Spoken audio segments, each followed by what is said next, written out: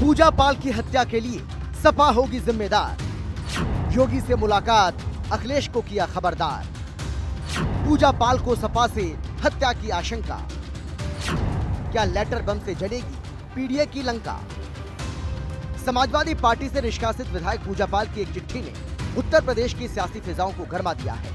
पूजा पाल ने समाजवादी पार्टी के राष्ट्रीय अध्यक्ष अखिलेश यादव को एक पत्र लिखकर कई गंभीर आरोप लगाए हैं। विधायक पूजा पाल ने अपनी हत्या की आशंका जताई और इसके लिए सपा और अखिलेश यादव को जिम्मेदार ठहराया।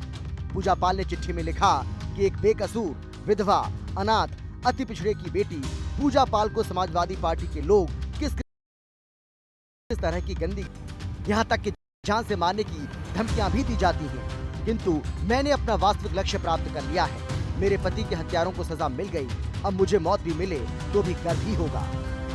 किंतु आपने मुझे जिस तरह से बीच रास्ते में अपमानित करने के लिए छोड़ दिया है, जिससे समाजवादी पार्टी के अपराधी अनुयायियों का मनोबल बहुत बढ़ गया है। इसीलिए संभव है मेरे पति की भांति मेरी भी हत्या हो जाए। यदि ऐसा होता है तो मैं सरकारों से, प्रशासन से मांग करती हूँ कि मेरी हत्या का वास्तविक दोषी समाजवादी पार्टी अखिलेश यादव को ही माना जाए। पूजा पाल के आरोपों पर बीजेपी और उसके सहयोगी भी सपा को घेरने में लगे हैं। अखिलेश यादव को शर्म नहीं आई जिस अतीक अहमद के लिए के ऊपर 250 से ऊपर अधिक मुकदमे थे,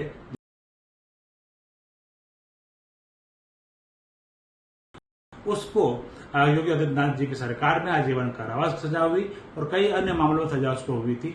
उसको अगर न्याय मिला तो अखिलेश यादव को पेट दर्द क्यों हुआ? आखिर मुस्लिम तुष्टीकरण के पराकाष्ठा में पिछड़े का कल्याण भूल गए।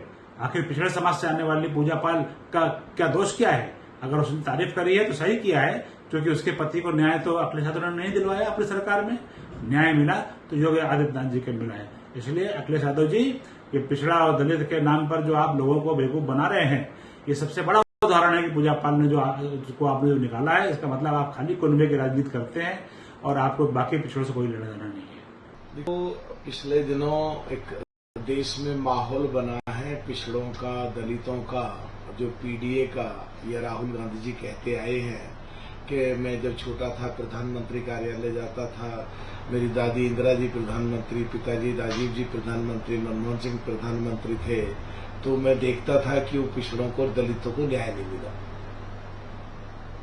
अरे वो तो अब भी न्याय नहीं मिल रहा। कर्नाटक में जाओगे तो जो ये अपने रजन्ना साहब वहां मिनिस्टर थे कैबिनेट, उन्होंने कह दिया वोटों से संबंधित कि ये वोट जब बनी है, जो हमारी सरकार थी, तो उनको हटा दिया। आइडेंटिकल केस पूजा पाल का भी है, इनको भी हटा दिया। विधायक पूजा पाल के आरोपों पर समाजवादी पार्टी मीडिया सेल की तरफ से एक्स पर पोस्ट कर लिखा, पिछड़ा और दलित विरोधी बीजेपी नेताओं के साथ मुलाकात के बाद विधायिका द्वारा समाजवादी पार्टी पर अनर्गल आरोप लगाना बीजेपी की साजिश है। बीजेपी इन विधायिका का राजनीतिक इस्तेमाल कर रही है। दलित पिछड़ा विरोधी बीजेपी से जब वो मिल ही चुकी हैं, तो बीजेपी को इन विधायिका जी को अपनी सरकार के कैबिनेट में मंत्री बनाना चाहिए।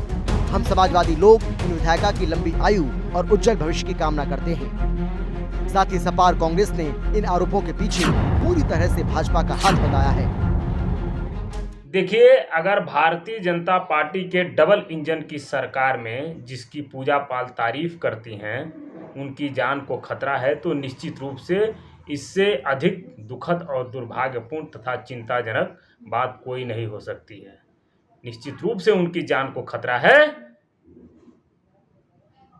तो भारतीय जनता पार्टी की सरकार उनकी रक्षा करे। समाजवादी पार्टी से निष्कासित विधायक पूजा पाल भारतीय जनता पार्टी की वर्तमान सत्ता के इशारे पर बेबुनियाद आरोप लगा रही है।